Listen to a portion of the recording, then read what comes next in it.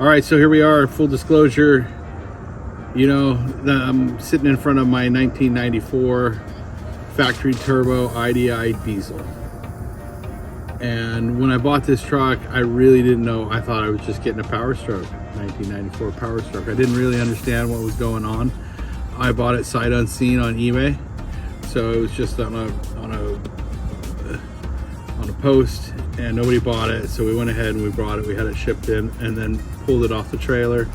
You know, changed the oil, and then just got in the truck, put a 9,000 pound trailer on the back of it, and then drove all the way from Kentucky here to California for a wedding. It was smooth. Everything ran fine. We got a tent on the way. And then, you know, I put in the air conditioning before we left. When I bought it, the guy said, yeah, the air conditioning just needs a recharge. There wasn't even an air conditioning in the truck. So my wife and I, she helped me. We put the whole AC unit in, got it up and running, came across, got the window tint, middle of summer, drove all the way across. Got here to California. Everything was good. We started getting a power steering leak right when we got here. So I pulled the power steering pump, got that all fixed up. And then from there, drove the trailer back to my dad's house and caught a a fuel line, fuel injection hose and leak. Didn't know how famous they were, right? I didn't find out that I had a Navstar till partway through the trip. I saw the valve cover plating, and I looked it up, and I'm like, oh, this is a different engine, right? Which is fine. The goal when I bought the truck was to be able to do all the work on it myself. So this was actually a better thing, having the Navstar, and that's been my commitment through the whole thing. Was I'm going to buy this truck, whatever happens, I'm going to fix it myself, and I'm just going to have that truck that I can do all the maintenance myself. And I haven't done this kind of work in 20 years, right? So I bought all tools. I'll do a review on the tools that I bought.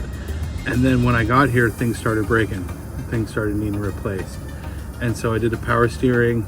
Then I did the injection, the fuel injection return line, did that replacement, and caught a leak on the way back.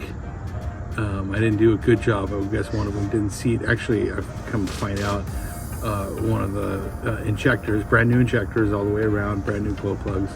One of the injectors, two of them, had jiggled loose. You know, I had wanted the R&D billet fuel line return kit since the very beginning, but was like, oh, I'll just do it again later. So went ahead and ordered that, and I think it was like 12 days ago, we placed the order. 2 weeks. It's been 2 working weeks. We placed the order. It should be here in the next hour or two. So, you know, since then, I've been looking at the oil leak in the back on that CDR. I got that all cleaned up. I can tell, you know, I can't tell right now if it's been leaking, but I went ahead and got that all cleaned up. I've got the fuel lines pulled back. I got the old system out, and I'm gonna go ahead and go with the technique of pulling, backing off each injector by a half a turn. So I'm gonna go ahead and retorque them to 35 foot-pounds, and then back them off a half a turn each. And then at least they'll all be jiggly, and then go ahead and install the fuel rail in the truck. I don't really want to take all these injectors out. They're all real nice, they're new, they're everything. So I did go buy some specialty wrenches. I just didn't have them in my repertoire. I got clawfoot and all these I got at Harbor Freight, and then I got a torque wrench, and then I got a big breaker bar. So those are the tools I'm going to use, and it's not that I need all that torque really, but these are all in different places, and particularly the one in the back by the turbo. That one's intense back there. So I'm happy that I only have to go a quarter of or half a turn to tighten that one back up. So I'm gonna loosen them all back up. I'm gonna go in really, really smooth. All 4 of them, jiggling each one as I push down on it, and then go ahead and set that thing in there. Put the fuel line back on, put the engine, everything back together, and then I'm gonna monitor the leak in the back. So what has happened every time that I've gotten the fuel rail leak, the fuel comes down and hits my serpentine, and then my serpentine pops off.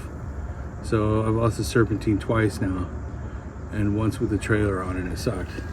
So I can't leave with any sort of fuel line brake because that leads directly to a serpentine belt pop. So we're gonna, put a couple 100 miles on it after we do this and make sure everything is good before we put the trailer on it and head back on out. But that's where I'm at with it. The 4 bolts to take the turbo off, or all the bolts to take the turbo off, it's not fun. I'd rather do it back home at my shop for multiple reasons. But we'll see.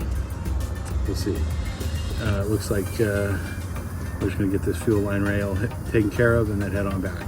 So we'll let you know how it goes. In the meantime, we did really clean up the engine bay, get everything clean, and proud about that. So hopefully it'll at least be clean. We'll be able to tell.